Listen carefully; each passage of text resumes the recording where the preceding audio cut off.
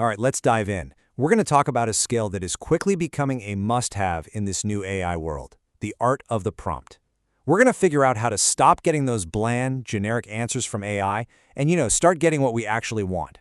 So where's all this good stuff coming from?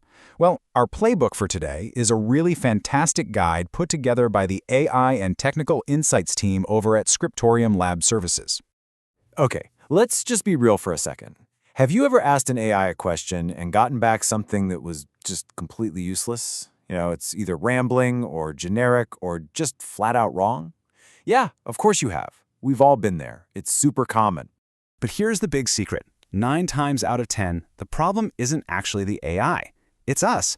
Or, to be more specific, it's the way we ask. And the great news is, that's the one part you have total control over. And today, you're going to learn how to master it. This gets us to the #1 most fundamental rule of working with AI.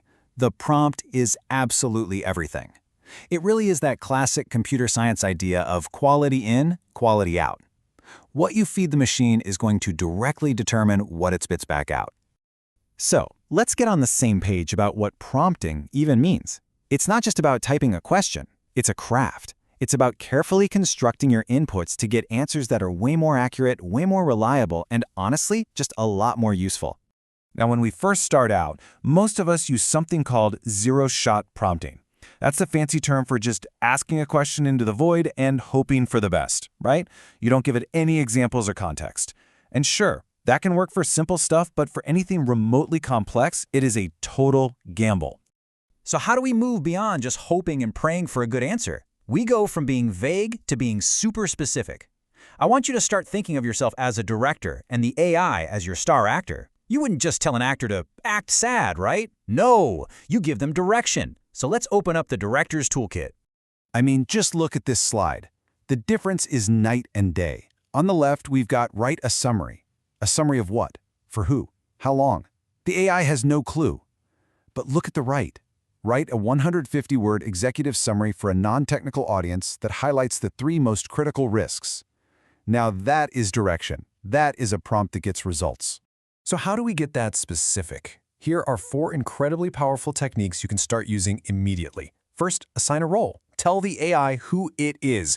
You are a senior cybersecurity engineer? Boom. Second, set constraints. Give it boundaries like word count. Third, specify the format. Do you need a bulleted list, a table, maybe some JSON for a project? And last, but maybe most important, define what success looks like. Literally tell the AI what a great answer would include. Okay, once you've gotten the hang of specificity, we can kick it up a notch. The next level is actually guiding the AI's thought process. This is all about making the AI show its work, which, let me tell you, is a game changer for complex problems. And think about it, right? For the really big, tricky tasks like planning a marketing strategy or analyzing a bunch of data, you can't just take the final answer at face value. You need to be able to trust how the AI got there. You have to see its reasoning. And this slide shows you the absolute best technique for that. It's called chain of thought prompting, and it is so simple it feels like a cheat code. After you lay out your complex problem, you just add one little phrase. Think step by step.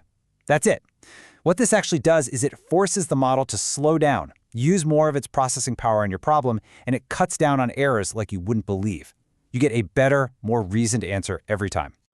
Okay, but we can get even more advanced. Prompts don't have to be just single, one-off instructions. You can actually start building with them, turning these simple commands into some seriously powerful automated workflows. The whole mental shift here is to stop thinking of prompts as questions and start seeing them as Lego bricks. They're building blocks. You can design them so that the output from one prompt is the perfect input for the next one, which then feeds the next, and so on and so on. This technique is called prompt chaining. Check out this example workflow. Step 1. You feed the AI some raw data and tell it to generate an outline. Step 2. You take that outline and use a second prompt to have it draft each section. Step 3, you feed those drafts into a final prompt to create your summaries and SEO keywords. See? In 3 steps, you've built an entire content creation pipeline. And honestly, this is just scratching the surface. There are some really advanced techniques out there. One of them is called Retrieval Augmented Generation, or RAG. All you need to know is that this lets you hook up an AI to your own private information, your company's reports, your personal notes, you name it.